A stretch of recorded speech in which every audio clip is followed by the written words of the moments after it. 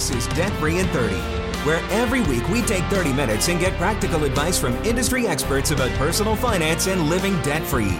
Here's your host, Doug Hoyes.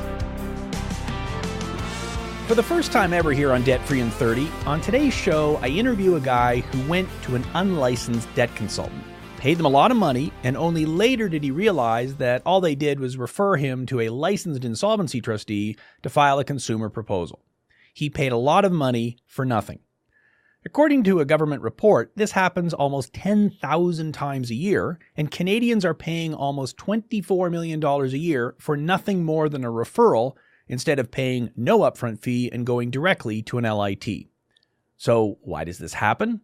Well, struggling with debt is not only about money, it's about emotional turmoil. Every day I talk with people who are dealing with significant stress because they can't pay their bills.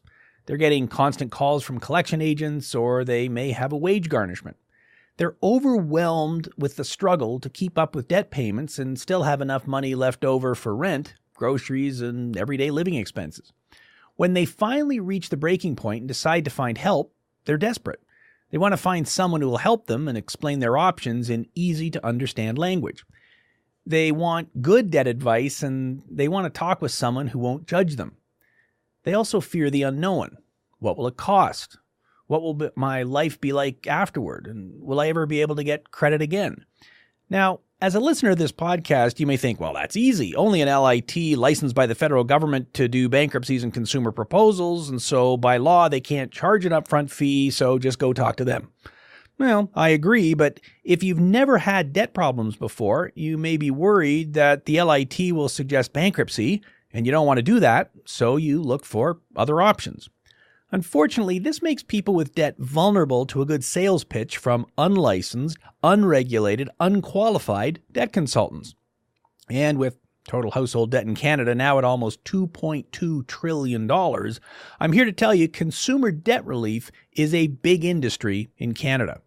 There are many different types of debt advisors offering debt advice across Canada, some accredited, some not. Some good, some bad. While no one solution is right for everyone, unfortunately, there are advisors who are leaving their clients worse off. Today, we're going to give you a very quick overview about who offers debt relief advice in Canada, and we're going to spend most of the show showing you what can happen if you get bad debt advice. We'll close the show with our advice on how to find a good debt advisor. I have Ted Michaelis here in the Debt Free in 30 studio to discuss the big picture, and I also have a very special guest who actually used a debt consultant and ended up paying more than they should have, so you'll want to stay tuned to hear his story coming up shortly. So let's set the stage with an explanation of the three big players in the debt advice business. So Ted, first and most obvious, are licensed insolvency trustees. I think most of our listeners have a good understanding of what we do, but let's start with the 30-second explanation of what does an LIT do. All right, so the LITs are the only professionals licensed by the federal government to administer personal bankruptcies or consumer proposals. And those are the legal options to deal with your debts. The role is to explain to you all of your alternatives. So an LIT isn't going to sit down and say, you've got to file bankruptcy. In fact, that's the last option they're going to discuss. They're going to look at each of your options so that you get an informed decision. You can make the right choice for you. Okay, so that's pretty simple. So The next category would be credit counselors. So what do they do? Well, so there's a little confusion here. Credit counselors, for the most part, work for not-for-profit agencies. Mm-hmm. And so they are trained to assist you with budgeting and how to provide relief for your debts, a better money management plan. The term is also used by some less reputable people that aren't licensed, but I don't think that's what you want to talk about today. No, and we don't have time to get into the whole details, but I mean, there are kind of the big ones and the little ones. Right. The local ones are great because you can go in, meet with them, they help you with your budget. If you can still find a local one. And that's the problem. You just can't find them anymore because they've all been swallowed up by the big ones, the call centers and so on. So, and over the years, you and I have dealt with many credit counseling agencies. In fact, we've got 6 current people on our team who, including one of our trustees, who were credit counselors working for not-for-profit credit counseling agencies in the past. So obviously we're very supportive of the work they do. You and I are less a big fan of the call centers where there's, no in-person meetings and it's all done over the phone and all the rest of it. But again, we'll talk about that on another show. So the final category of debt advisors is what you and I call debt consultants. That's just a name we've made up. So, so who are they and what do they do? Well, so for the most part, they're not regulated in any way. There's no official definition of what a debt consultant is. As you said, it's a term that we made up. They can have any sort of background. The important consideration is that they'll charge you a fee and effectively, in most cases, refer you to a licensed LIT to actually solve the problem. And as you said at the beginning, only an LIT can do a consumer proposal or a personal bankruptcy. So That's right. Why is it then, if there's only one service provider that can actually do that kind of work, why are there so many of these other providers? And specifically, why is it these debt consultants exist? Yeah, well, each group responds to a different need and to a different piece of the market. There are folks, as you said, that are simply, they're afraid of the whole concept of dealing with a licensed insolvency trustee. They think, well, the first thing the trustee is going to do is tell me I got to file bankruptcy, and that's not what they want to do. The myth, of course, is that, the truth is that very few people actually end up being referred to a trustee to file bankruptcy. It's the solution we use when none of the others will actually work. But that being said, the reason those other professionals exist is because they're responding to a different type of person, a different need. And the way that they answer the question is different than the way you and I are required to answer the question. Yeah, sometimes they don't have to be fully forthcoming with all of the implications. So, well, and on top of that, yes, they can honestly say, I'm not a licensed insolvency trustee. Yeah, so they actually use that as a good thing. That's right. I don't have to follow any specific rules. I can just tell you whatever I want to tell you. So yeah, I mean, there's lots of money to be made, and that's why these U.S. style call centers have now come up to Canada. And of course, with the government changing the rules, which again we don't have the time to get into in detail here, but that's caused some changes. And then of course, the internet is great because it's all the information is out there. Right, if you know how to use it. Right, and so these people can then do a lot of advertising and find people, even though they may not have a whole lot in the way of actual bricks and mortar locations or whatever. So So let's get to the good stuff here. A while ago, I published an article on Hoys.com titled, "Please Don't Pay for Consumer Proposal Representation." And shortly after that article was posted, we got a message on our Hoys Michaelis Facebook account from a guy who said he used a debt consultant and he wasn't sure if he got a good deal or not. He wanted me to check it out. Right. Now, the debt consultant he used wasn't the same company we mentioned in the blog post, and I'm not going to tell you what company it was because that's not the point. There's lots of them out there. The point of today's show is to give everyone listening today an insider's view of how these debt consultants operate, so you're now going to hear how it actually happens. Excellent. First time this has ever happened on the show. Now, this guy had around $45,000 in unsecured debt, so credit cards and a bank loan. He didn't have any mortgages or a car loan, but he was not making great money at his job, and he was getting behind, so he wanted help. So let's play the interview. I started by asking him, how did he look for help? So you start seeing these Facebook ads, and I don't know how Facebook is doing it these days with targeting these things, but I was Googling different consultants, trustees. I was trying to figure out what the heck I do to get started.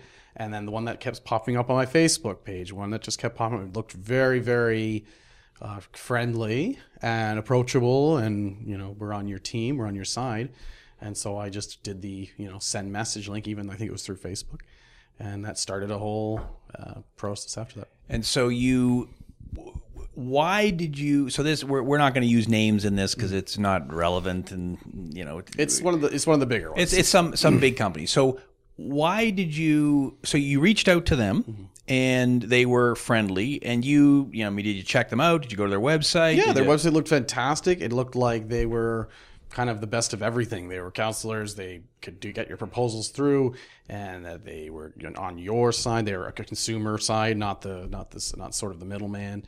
So you want to go for something like that. I feel like you need a consumer advocate, especially when you're down in your lowest level when it comes to credit and you're wiped out and you just need a resolution. You want somebody's going to be on your side. You don't, because you're just trusting already of the credit card companies.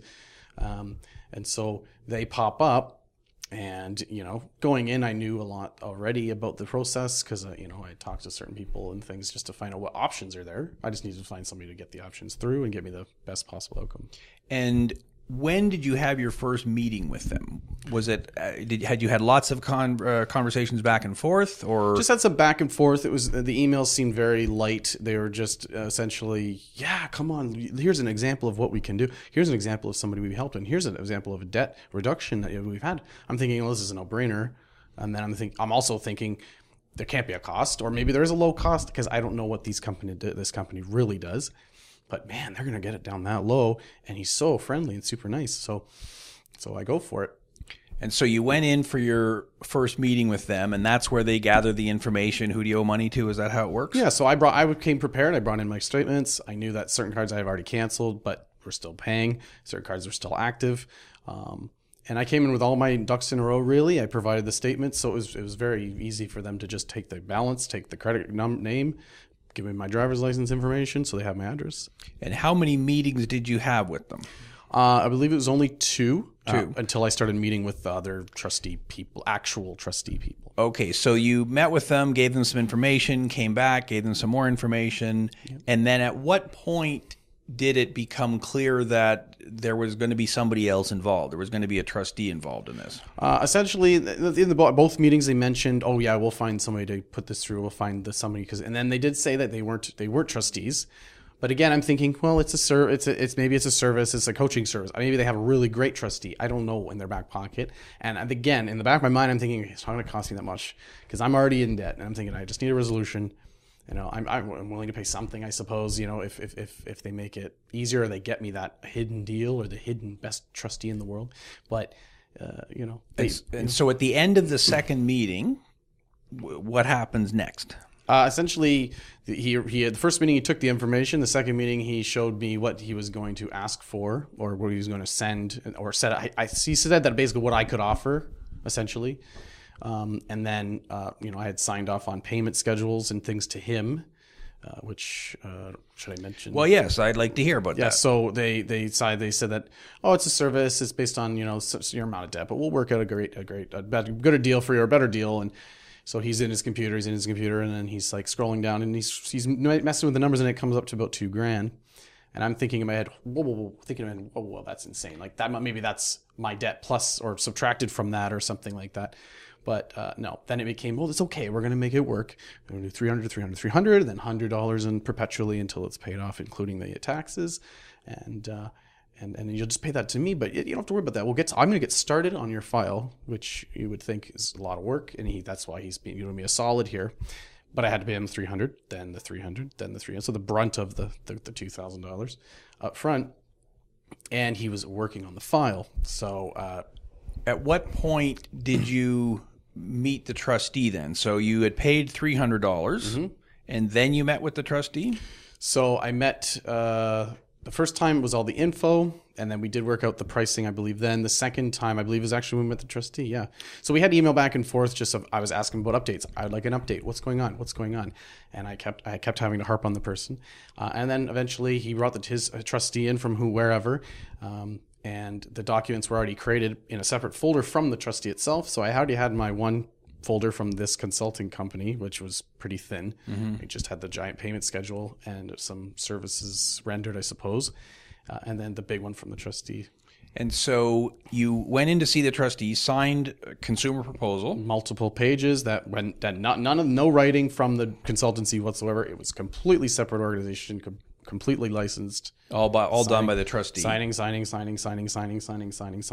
And the proposal ended up being accepted by your creditors. Yep. It's up and running. Yep. That's all working fine. Yep. And it's not my firm you're dealing with. It's somebody else. You had reached out to me over Facebook. That's how we got together. I wanted you to see what I had gone through because I know that you do talk about this stuff. Yeah, I have a particular interest in how these debt consultants work, and so you had reached out. So this was interesting for me because it had nothing to do with me. I'd never met you. You're not one of our clients. Never talked anything. So you filed the proposal. You had already made one $300 payment to the debt consultant. You filed the proposal, but then your contract said, well, you got to keep making these other payments. Yeah, so I was still waiting for the proposal to be accepted. I kept emailing my consultant for updates when I guess I could have been emailing the trustee about the updates, about how long it takes, and then the voting and all that stuff. But yeah, I was making 300, and this was through the summer, so 300. So that's a big bang out of my pocket. I'm already. They said, "Oh, it's okay, but you can stop paying your creditors," which I guess is one way you can technically do it once the proposal's through this. So I just offset it. I didn't think about it, right? Because normally you'd be like, "That's a huge hit," but if he says I don't have to pay my minimum payments, great. I'll just not pay my minimum payments and just pay his giant fee for the 3 months. So it really wasn't costing you anything because, well, I would have been paying the creditors anyway. So it's an interesting, I guess it's an interesting sales tactic in that.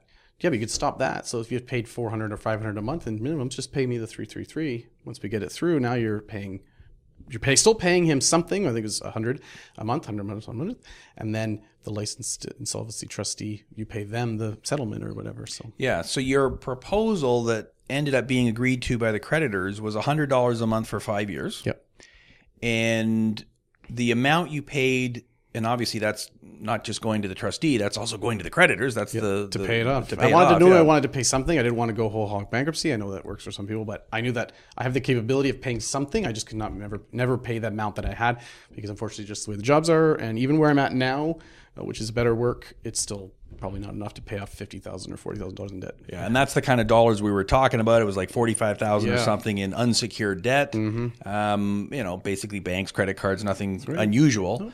So I just want to make sure we're absolutely clear then on how the fees work. So you paid $300 to the debt consultant. The proposal was filed, and then because you had this deal to pay them $2,500, you paid another $300, and then another $300, and then went on a $100 a month payment plan until the full amount was paid. And part of the whole top talk was, but it'll take a little while for your proposal. So again, you're not paying those minimum payments, and then by the time your proposal goes through, if it's $100 or maybe they rejected it and goes up higher, then you'll be down to my $100 amount. So it was like there's so many moving parts when it comes to the amounts that the process is I'm saving on the minimums payments. Oh, and then he's got my proposal at 100. So his fee goes from 300 to 100 and it's a $200 wash. It's easy. So for me, I started getting really skeptical, especially in like early fall. And I looked at this and I talked to family and I talked to friends and they're like, what did you do? What do you do? I'm like, it's hard to say. You're still not quite sure what you did. Not quite sure. I felt good at the beginning because it's that first meeting. I'm on your side, team you. But then in reality, when you look at the nitty gritty of paperwork and legal side of things, you feel kind of taken advantage of because in the end, after the proposal is filed, you really don't hear from them aside from the counseling sessions, but those are mandatory through the trustees anyway. That's it. And so did you, and you're right, in every consumer proposal, there are 2 counseling sessions that are required. Did you go back to the debt consultant for those 2 sessions? I went to their office. They had some other counselor. I don't know where they're from, but they came in and sat and did it. Gotcha. So it was the debt consultant who arranged the counseling sessions. And or maybe, I don't know, maybe it was the trustee. I don't know. It's unclear. I don't know who arranged it. I just showed up to the office. Okay. You didn't show up to the office of the trustee. No. You showed up to the office of the debt consultant. Yeah. Okay. And the deal that was made, we already talked about that, the $100 a month. So that seems, somewhat reasonable. At what point did you say, hey, wait a minute, why am I paying this debt consultant once the proposal's already up and running? I was thinking that's in the early fall because it was, all right, I made the 3 giant chunks, which sucked because it kind of wrecked my summer because it was a big expense and my hours are kind of poor in the summer. And then I'm paying the $100 proposal, which is totally 100% acceptable and fine. I'm glad it was at $100. But then I'm still paying this fee and I'm looking at the payment schedule. I'm like, I'm going to pay it till like next summer or next fall. And I'm like, but I'm not here from this person. They still say like they're happy they did business with me, and that's great. That's fine, I suppose. But I'm not getting really anything from that. And I'm thinking, also looking at my budget, thinking I could reduce my expenses by $100 here because this is $100 I can't justify, right? So, and that's what kind of. So essentially, you stop paying them. You talk to them. And say, I got into a little bit of a back and forth, and I said, look, this is crazy, and they still said that they did a great job and that they don't think that proposal would have been $100, but after discussing it with you and just looking at the facts of the matter, like it might have been accepted at 100 just based on my financial situation versus, and even if it was 150, like let's say like it was $150, $160, I was still paying him 100 for a nice long period of time. So the savings would have probably not been realized by that much. So even if I saved I don't know, $2,000 overall, I would have paid him $2,000. So it's kind of a wash that way. It just didn't seem like a good deal to you. Now, how much time did you spend with the actual trustee then? Just signing of the paperwork in the office. So I never met the trustee before they showed up, and I signed a bunch of documents, and that was it. I did email back and forth just with questions of how do I pay it off sooner, how do I find out what it's at, because I like to keep track of these things. But I had emailed back and forth with that association or the agency, whatever it is. But that's it. That's the only interaction. So your biggest interaction was with the debt consultant, not the trustee. The trustee kind of did the paperwork, and that was the. And even then, if you look at the interactions as a whole, it was like decent 1 hour session with him, a half an hour, 45 minutes with the trustee later, and then a counselor for 15 minutes. And I didn't really get. I mean, it's like 3 different hands in the same process, which seems a little off. Wasn't optimal. No. So.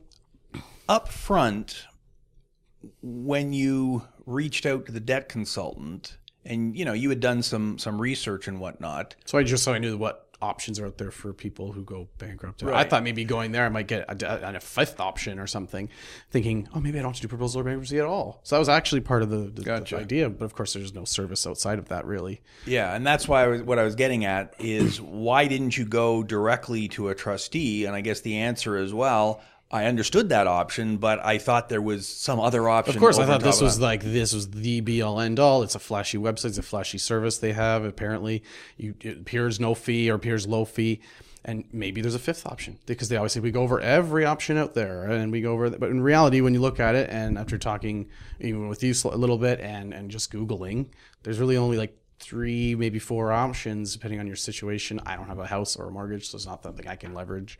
But it's proposal, it's bankruptcy, maybe it's debt management, but there's really no savings, so it's tough because you think there's a fifth option out there, and there's totally not. There just isn't. So if people are watching this or listening to this, and I wanted to have you on to actually walk through how it worked, what advice would you give people? So up front, how, knowing what you know now, how could you have not done what you did? I mean, it sounds like everything you did made perfect sense. You saw the ad, you didn't just instantly accept it. You went to their website, you checked them out. It all seemed legit. So how could you? The only way to avoid something like this, especially because this wasn't the only one that was on the Facebook feed or the web advertising, but this is probably the more flashy, big, giant ones that say they're powerful Canada wide. There's no like any regulation or block from it where it says, even if it was on a website for Canada.com and they said, please do not, when it comes to Canadians' finances, do not use these services. It's the same thing they do when it comes to immigration consultants. They say, do not use an immigration consultant. There's a direct way or a proper way to do things. In this case, there doesn't seem to be any of that out there. So it's kind of a wild west. And I know I was talking to you prior, and I've used the word predatory, and I don't know if that's PC, but it just seems like it's an unnecessary middleman, and you're paying so much more because you think maybe I'm $50 or $100 consulting fee, and I feel great, and they'll help me out because I don't think the amount of time it takes them justifies the $2,000 they charge. But if there's a middleman in there that doesn't need to be there. So if their fee had been a couple of $100, you're fine with it. I mean, I probably would have had this conversation because the proposal went through at $100 from the trustee's side, which was great for me because it was a reduction, and that was money, and it would have probably came and went, and I wouldn't have to continuously pay it forever. Do I think that even that $300, if I pay $300 once or $200 once, if the laws are there, the regulations are there, and they're looking at what's actually supposed to be the right way, which is using a licensed person, there shouldn't even be the middleman. I don't care if it's $75 unless it's your friend down the street who you're paying for advice. Yeah. So your biggest objection, obviously, the biggest objection is you paid or were supposed to pay $2,500. So that's a big number. I get that. And your second biggest objection, I mean, you use the word predatory. Yeah. So what do you mean by that? It just seems to be that. So when people are in their debt worst, and they're stressed out or like me, like anxious, or you're just trying to look at your 10-year plan or 5-year plan, you're thinking this is never going to get paid off. You're looking for any sort of advocate, shining light, guiding light that's out there. And these organizations, it seems like they're just there to give you a little boost, get you enticed, say all these things, and then get you signed up, get you to sign the bottom line talk about the payment plan, very small payments. Don't worry, stop paying your credit cards. They're using probably the same thing you guys might say to people saying, don't worry about paying your credit cards because we're filing a proposal, but they're using this for a different reason, is to save you money while the proposal is going through.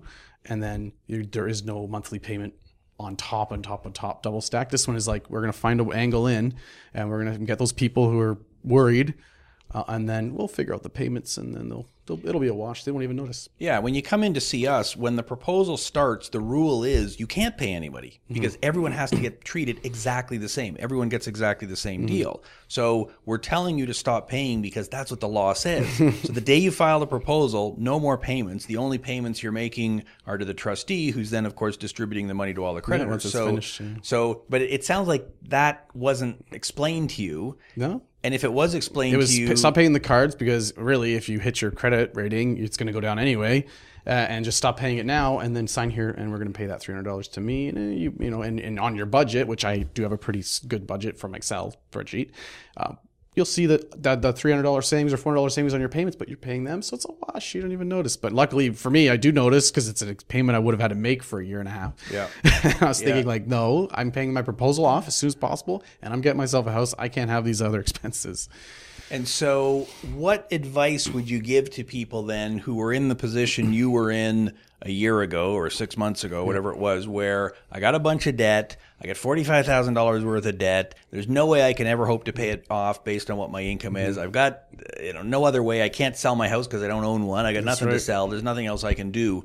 What would your advice be for someone in that situation? Like, just be honest with yourself, take the stock of what you're at, look at your couple of years down the road. If that's not going to be, then either go to official websites like Canada Revenue or Canada Finance, like from the government, or just talk directly to a trustee, because you're not going to pay loads of fees. You're cutting out the middleman, and you can be honest with the trustee and just tell them, like, I am broke, or I have got so little money that even if you put through an offer at this amount, I don't know, like, you just got to I don't know, talk to a great trustee or a good trustee in your area, and just to do your research and try to avoid middleman consultants. So, there you go. Try to avoid middlemen. I think that's probably good advice in every area.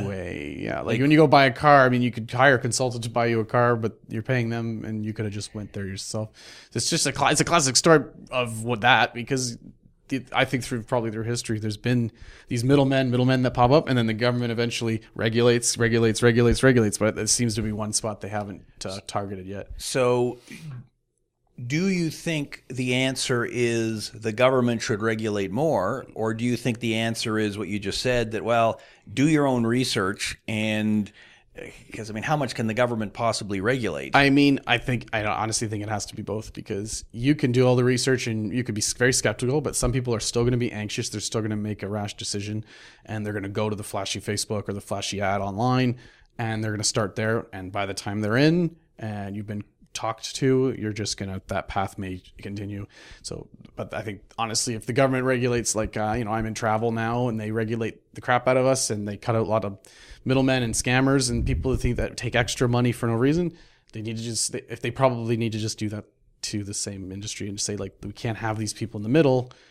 Or you regulate their fee to a low amount, because you have to look at the amount of work that's actually being done comparable to the price. It's just astronomical. And in your perception, there wasn't a whole lot of work done. It doesn't seem to be, because it was entering of information, calculating of his fees, and then suggesting of what we could do for a proposal amount, and then getting the trustee to do the rest, do the work. So now their other pitch is, well, not only are going to help you get a better deal on the proposal, we're also going to help you in the future. We're going to help you rebuild and get back on track and all that kind of stuff. But in reality, they offer they just say there's similar secured cards out there. Sign up for this one, or go apply for it. They offered Equifax subscription, which I wasn't interested in because I do the free ones online. And that Equifax subscription was a paid subscription? They said they would have covered it for a year's time, but even if you go to their site, it's still nowhere near $2,000 for that. Plus, there's a ton of on their online ones that I even use that give you both sides, Equifax and TransUnion. So you don't need that, and it may seem like an added perk, but you're kind of just duplicating what's already out there for free. But that's it. Like, there really is an ongoing communication. There's an ongoing coaching. There's an ongoing budgeting. So you go in thinking you're paying this this amount, it becomes this huge amount.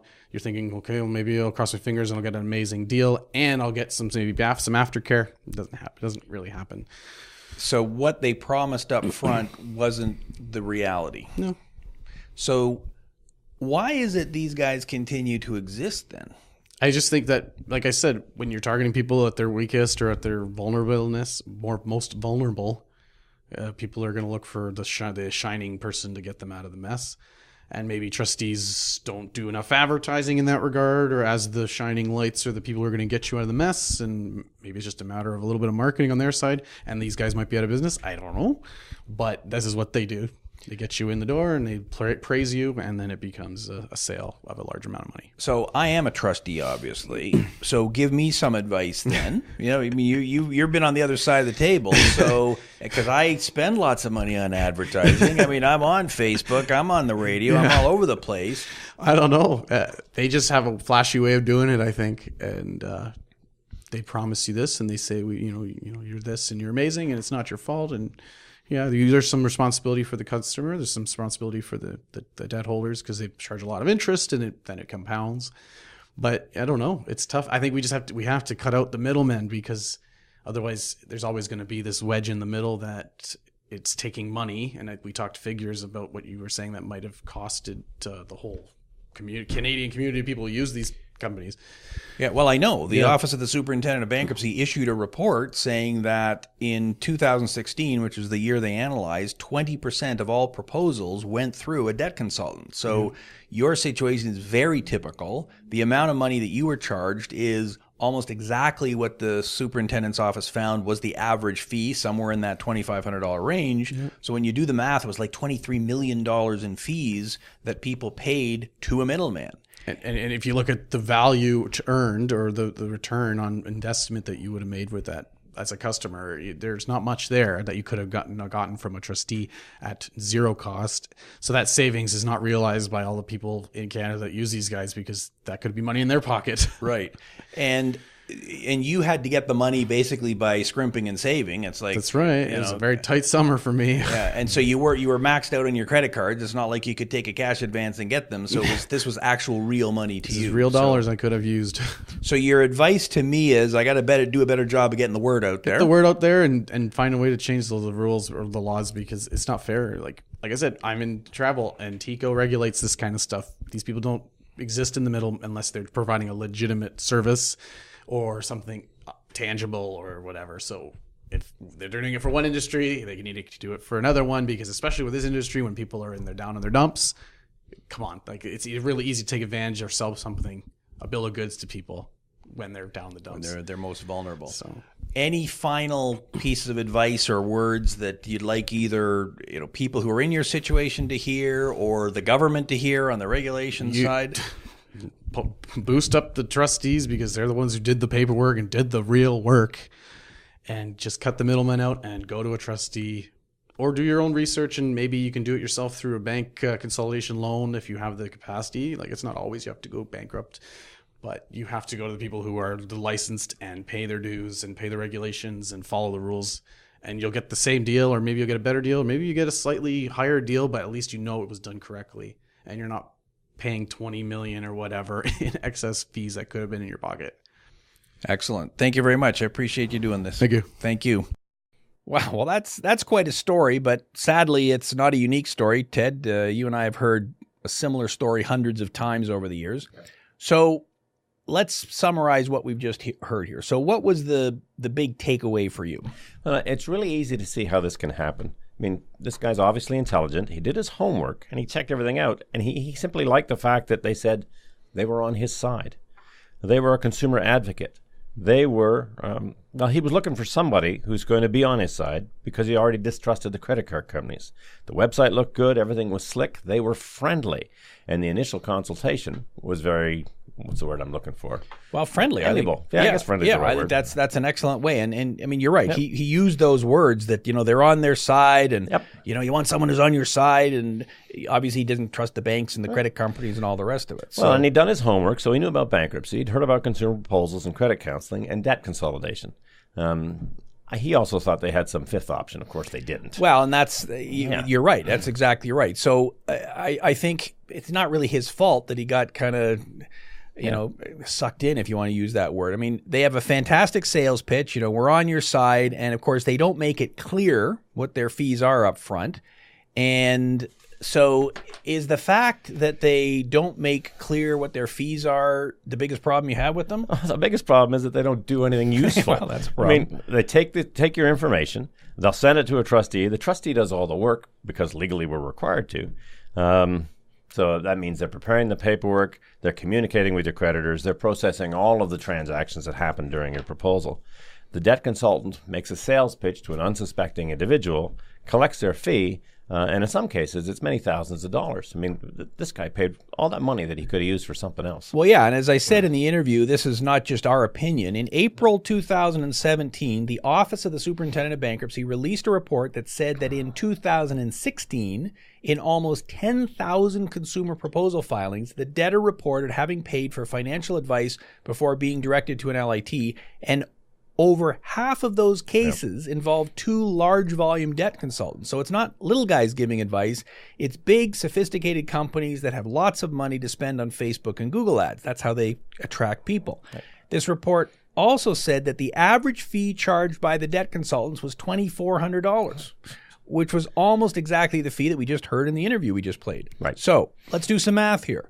10,000 people paying $2,400 up front for nothing. So that's almost $24 million in fees paid to these unlicensed, unregulated debt consultants who provide no useful service. Right. So what's your advice on all of that? Well, it'd be really nice if the government would do something about this. I mean, they know the numbers. They produced the report, and yet these guys continue to operate. Yeah, and I'm working on it. I'm making phone calls and doing what I can to make the government aware of this. And I'm actually going to send them the link to this podcast so they can see that interview, so they can see it firsthand.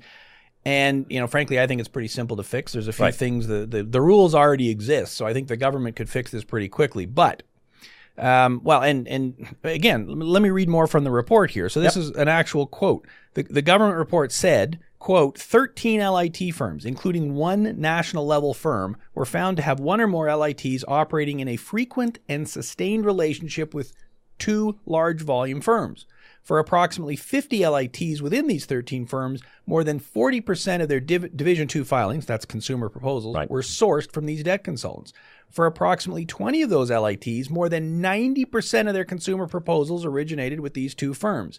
With some exceptions, the remainder of the observations described in this report pertain to the practices of the 50 LITs and 13 firms noted above. Now, I went on the internet and I looked up, we're recording this in November 2018. Yep. There are currently 211 LIT firms and 1,049 individual LITs in Canada. So if the government has identified 13 firms and 50 LITs, it's a small subset. It's not most LITs, it's a very tiny subset. So I think it's relatively easy to fix. So we've already gone pretty long on this podcast, and I don't think any of our listeners want to hear what technical steps I think the government should take to fix this, since it's very technical. So let's go back to the most important question, which is, what advice would you give someone in debt? How can you avoid getting sucked in by these guys? All right. Well, so the most important advice for anything is always know who you're dealing with. Are you dealing with a credit counselor, a debt consultant, or a licensed insolvency trustee? Work directly with the type of advisor that provides the service that you need. So don't take advice about bankruptcies and proposals from a credit counselor or a debt consultant. Or a barber. They're not the ones licensed to do it. And skip the middleman. It's an easy question. When you start talking to somebody, if they tell you that they're going to have to refer you to someone else to actually complete the work, it's a pretty good sign you shouldn't be dealing with that person. Well, you have to be very specific in your question. Right. Who will I be dealing with? Am I going to be meeting with you? When you come to us, they may meet with you up front, and you'll say, well, yes, I'm going to be back when you sign the paperwork, or you're going to be meeting with somebody who works with me. Right. But yeah, I'm the guy who's going to have carriage of this all the way through. So you got to be specific and really pin them down, because I think you got the impression from the interview that they can be somewhat evasive. Well, and they are. I mean, I equate these guys to payday loans, and that's a whole we don't want to go Oh, there. we've done some shows on that. They make it really easy to use their services up front, and you don't realize that the pitfall, the trap that you're falling into. And as the evidence here shows, it's a $2,500 trap for most people. And you don't have the money to start. And you're already in trouble. So those are the 2 points: that know who you're dealing with and know what you're paying. Correct. And that pretty much will allow you to see what's happening. So, okay, well, I think that's a great place to end. Ted, thanks for being here. So let me emphasize that point one more time. Only a licensed insolvency trustee is licensed by the federal government to file a bankruptcy or a consumer proposal. Not a financial planner, not a credit counselor, and certainly not a debt consultant. They charge you a big fee, and all they're doing in most cases is referring you to an LIT who will actually do the work. So skip the middleman, go directly to an LIT, and save a lot of money. That's our show for today. Links to the government report I mentioned and everything else we talked about can be found along with show notes and a full transcript at hoyes.com. That's HOYES.com. This is a big issue, so if you want to help us make the unsuspecting public aware of how these guys operate, please share this podcast with your friends. And it helps if you like the podcast, if you leave a review on iTunes. And we also release the video on YouTube, so please subscribe to our Debt Free in 30 channel so you don't miss an episode. Thanks for listening. Until next week, for Ted Michaelis, I'm Doug Hoyes. That was Debt Free in 30.